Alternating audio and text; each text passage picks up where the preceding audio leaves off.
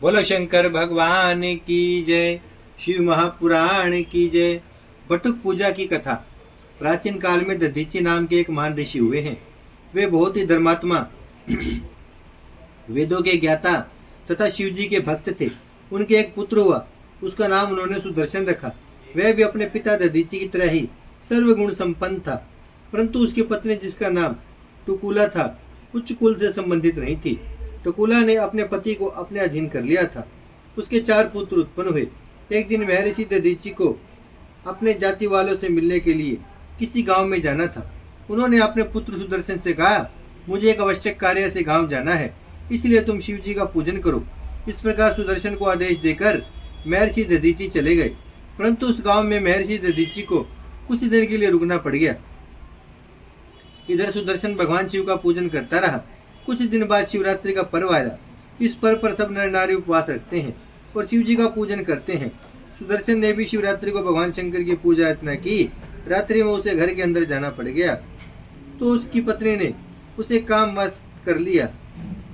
वह पत्नी के साथ काम क्रीड़ा करने लगा और इसके बाद बिना शुद्धि के ही पुण्य शिव पूजन में तल्लीन हो गया। अंतर्यामी भगवान शिव जी ने यह देखकर उसे श्राप दे दिया, आज शिवरात्रि के पर्व पर भी तूने स्त्री के साथ काम क्रीड़ा करके उन बिन शुद्ध हुए मेरी पूजा करने लगा है, इस कारण तू मूर्ख बन जा। इस शाप से वह जड़ की तरह पागल होकर घूमने लगा। कुछ समय पश्चात जब महर्षि दधीची लौटकर घर आए तो सब कुछ देखकर दुखित होकर बोले, अरे तूने अपना ही नहीं अपितु सारे कुल का सर्वनाश कर डाला, अब क्या करना चाहिए। उन्होंने जगदम्बा पार्वती जी की उपासना प्रारंभ कर दी। दधीची की उपासना से जगदम्बा प्रकट हुई। दधीची की प्रार्थना करने पर पार्वती जी ने उनके पुत्र सुदर्शन को शिव जी के चरणों में डालकर उनसे प्रार्थना की, स्वामी यह सुदर्शन तो मेरा पुत्र है। इतना कहकर उसे यज्ञोपवीत धारण कराकर 16 अक्षरों वाले शिव गायत्री मंत्र की दीक्षा दी। तब भगवती पार्वती जी की कृपा से सुदर्शन ने मंत्र को उच्चारण करके शिव जी का पूजन किया। इस पूजन से भगवान शिव जी उससे प्रसन्न होकर बोले, हे पुत्र, मैं तुमसे प्रसन्न हूँ, मेरी तेरे ऊपर पूर्ण कृपा है। मेरे ऊपर समर्पित किए हुए धन, धान्य, धृत आदि सभी पदार्थ तेरे लिए हैं, तुम इनको भोग कर सकते हो। तुम हमेशा त्रिपुंड को धारण किए हुए शिव संध्या गायत्री जप करता बन जाओ। मैंने तुम्हारे सभी अपराध क्षमा कर दिए। भगवान शंकर ने दधीची पुत्र सुदर्शन तथा उसके 4 पुत्रों का भी बटुक रूप में अभिषेक किया। इसके बाद भगवान शिव ने उनसे कहा, हे पुत्रों, तुम में से जो भी पूरा बटुक रूप बनेगा वह संसार में पूजनीय होगा। तुम्हारा जो भी पूजन करेगा मैं उसका इतना सम्मान करूंगा कि उसके द्वारा तुम्हारे पूजन को अपना पूजन समझूंगा। इस प्रकार सुदर्शन शिव जी से अभिषेक प्राप्त करके संसार में बटुक नाम से प्रसिद्ध हो गया। इस कारण शुभ और अशुभ दोनों कार्यों में बटुक पूजा करनी चाहिए। सोमनाथेश्वर की उत्पत्ति। दक्ष प्रजापति ने अपनी 27 पुत्रियों का विवाह चंद्रमा के साथ किया था, परंतु चंद्रमा इनमें से रोहिणी से सबसे अधिक प्यार करते थे। इस कारण शेष 26 पत्नियां दुखित होकर अपने पिता दक्ष के घर लौट आई। पिता ने अपनी पुत्रियों की बात सुनकर चंद्रमा को समझाया कि हे चंद्रदेव, तुम उत्तम वंश में उत्पन्न होकर ऐसा नीच कार्य क्यों कर रहे हो। किसी के साथ विषमता न रखकर समरसता का व्यवहार करो। एक के साथ प्रेम और दूसरे के साथ प्रेम न करने पर मनुष्य को नरक प्राप्त होता है। इस प्रकार दक्ष ने चंद्रमा को समझाया, परंतु चंद्रमा ने उनकी बात पर कोई ध्यान नहीं दिया। दोबारा रोहिणी से दुखी होकर सब अपने पिता के पास लौट गए। इस बार दक्ष चंद्रमा के पास गए और बोले, मैं तुम्हें दीनता के साथ समझा चुका हूँ, परंतु तुमने मेरी बात नहीं मानी। अब मैं तुम्हें शाप देता हूँ कि तुम मलिन होकर क्षीण हो जाओ। इससे चंद्रमा मलिन होकर एकदम क्षीण हो गए। अपने इस दुख को चंद्रमा ने इंद्रादि देवताओं को बताया। इस पर ब्रह्मा जी बोले, देवताओं, यह चंद्रमा तो महादुष्ट है। यह आप लोगों के गुरु बृहस्पति जी की पत्नी तारा को लेकर भाग गया था। यह तारा को लेकर दैत्यों के पास चला गया था। इसके कारण देव दानवों में युद्ध हो गया। मेरे वो समझाने पर इसने तारा को वापस किया था, परंतु वापसी के समय गर्भवती थी। इस कारण बृहस्पति जी ने तारा को लेने से मना कर दिया था। तब मैंने उसके गर्भ का निराकरण किया और तारा का गुरु बृहस्पति को सौंप दिया था। आप लोग इसकी बात मुझसे ना करें, परंतु मैं आपको एक उपाय बताता हूँ। तुम सब चंद्रमा को लेकर प्रभास नामक क्षेत्र में भगवान शिव का पूजन करो। मृत्युंजय के तप द्वारा आप उनका पूजन तथा जप करो। शंकर भगवान की कृपा से इसके सब कष्ट दूर हो जाएंगे। ब्रह्मा जी के कहने पर सभी देवता और ऋषिगण चंद्रमा को लेकर प्रभास क्षेत्र में सभी तीर्थों का आह्वान कर शिव पूजन करके जप कराया। 10 करोड़ जप करने के पश्चात भगवान भोले शंकर प्रकट हुए तथा चंद्रमा के वर मांगने को कहा। तब चंद्रमा ने अपनी क्षीणता न होने का वर मांगा।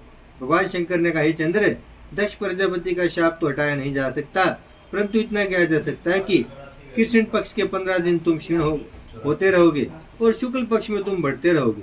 यह सुनकर चंद्रमा बहुत प्रसन्न हुए तथा सभी देवता भी खुश हो गए। सब भगवान शंकर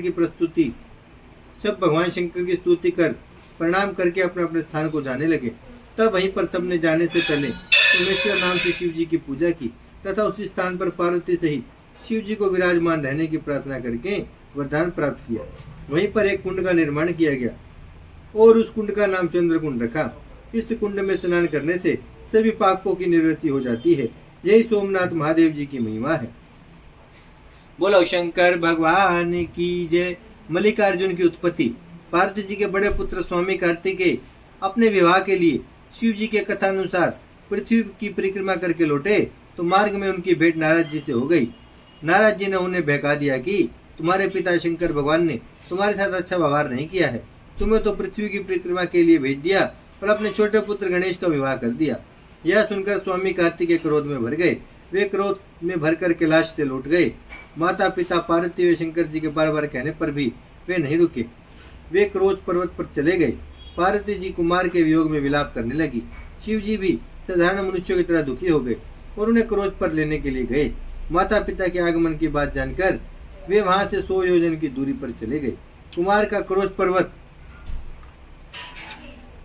से चले जाने की बात सुनकर भगवान शंकर क्रोध पर्वत पर ज्योतिर्लिंग के रूप में विराजमान हो गए। तभी से यह लिंग मल्लिकार्जुन के नाम से प्रसिद्ध हो गया। बोलो शंकर भगवान की जय। महाकालेश्वर की उत्पत्ति। अवंती नाम की एक नगरी में एक शिव भक्त ब्राह्मण रहता था। वह प्रतिदिन नियम पूर्वक पार्थिव शिव पूजन करता था। शिव जी की कृपा से ब्राह्मण को किसी भी चीज की कमी नहीं थी। सब प्रकार के सुख भोग कर वह अंत में शिव जी के परम पद को प्राप्त हुआ। उस ब्राह्मण के 4 बेटे थे, जिनके नाम देवप्रिय, मेघाप्रिय, सुकृत और धर्मभाव थे। वे चारों पुत्र भी अपने पिता की तरह शिव भक्त थे। अवंती नगरी के पास ही रतनवाला नाम का एक पर्वत था। उस पर्वत पर एक राक्षस रहता था। उसका नाम दूषण था। दूषण ने ब्रह्मा जी के तप के द्वारा वर प्राप्त किया था। वह बाद में धर्म का द्वेषी बन गया। वह धर्म की अवहेलना और देवताओं को पीड़ित करने लगा। अपने बल और पराक्रम से उसने दोनों लोगों को जीत लिया। एक दिन वह राक्षस अवंतीपुर में आ गया। उसने अपने 4 प्रमुख दानवों को बुलाकर आदेश दिया, मैंने अपने बल से त्रिलोकी को अपने वश में कर लिया है, परंतु शिव भक्त ब्राह्मण मेरे अधीन नहीं हो पा रहे हैं। अतः तुम चारों समस्त ब्राह्मणों को एकत्रित करो।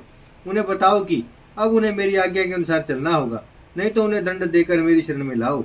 वे चारों दानव दूर दूर तक उपद्रव मचाने लगे। प्रजानन दुखी होने लगे, परंतु ब्राह्मणों पर उनका कोई प्रभाव नहीं पड़ा। प्रजा के लोग ब्राह्मणों के पास जाकर प्रार्थना करने लगे। प्रजाजन ब्राह्मणों से बोले, हम आपकी शरण में हैं। ना मालूम है दानव दुराचारी कहाँ से आकर उपद्रव मचा रहे हैं। इन्होंने बहुत से मनुष्यों को मौत के घाट उतार दिया है। आप हमारी रक्षा करो। ब्राह्मण बोले, हमारे पास ना तो अस्त्र शस्त्र है और ना कोई बल पराक्रम है जो हम इन दैत्यों का नाश कर सके। हम सब ब्राह्मण तो भगवान भोलेनाथ का आश्रय लेकर ही यहाँ रह रहे हैं, वे ही हमारी रक्षा करते रहे हैं। इतना कहकर सब ब्राह्मण नियम पूर्वक शिव जी का पूजन करने में लग गए। इतने में चारों दैत्य वहां आ गए। वे सभी नगरवासियों तथा ब्राह्मणों को देखकर बोले, इन सबको पकड़ लो और मारो। परंतु शिव भक्त ब्राह्मण निर्भय होकर शिव पूजन में लगे रहे, परंतु प्रजाजन डर कर भागने लगे। दानवगण जैसे ही ब्राह्मणों को पकड़ने के लिए आगे बढ़े तो ही पार्थिव शिवलिंग के नीचे की भूमि भीषण आवाज के साथ फट गई। इसके बाद भयंकर शब्द करते हुए भगवान शिव जी प्रकट हो गए। उन्होंने भयंकर हुंकार भरकर सभी चारों दैत्यों को तथा उनकी सेना को और दूषण नामक दैत्य का विनाश कर डाला। भगवान शिव जी की इस अद्भुत चरित्र को देखकर सभी मुनिगण तथा देवता प्रसन्न हुए। देवता आकाश से पुष्पों की वर्षा करने लगे। शिव जी ने ब्राह्मणों को वरदान मांगने के लिए कहा। ब्राह्मण बोले, हे स्वामी, आप हमारा संसार में अवगमन के चक्कर से मुक्ति देकर अपने चरणों में स्थान देने की कृपा करें। इस जगह पर आपका सदैव निवास रहे और सभी की मनोकामना पूर्ण हो। भगवान शिव तथास्तु कहकर सब महाकालेश्वर के नाम से वहां विराजमान हो गए। ये महाकालेश्वर भगवान सभी दर्शनार्थियों के दुखों को दूर करते रहते हैं तथा पूजन करने पर सभी पापों का नाश करके सबकी मनोकामनाएं पूर्ण करते हैं। बोलो शंकर भगवान की जय, शिव महापुराण की जय। भजमन नारायण नारायण नारायण, श्रीमन नारायण नारायण नारायण, लक्ष्मी नारायण नारायण नारायण, सत्य नारायण नारायण नारायण, भजमन नारायण श्रीमन नारायण, लक्ष्मी नारायण सत्य नारायण, भजमन नारायण नारायण नारायण।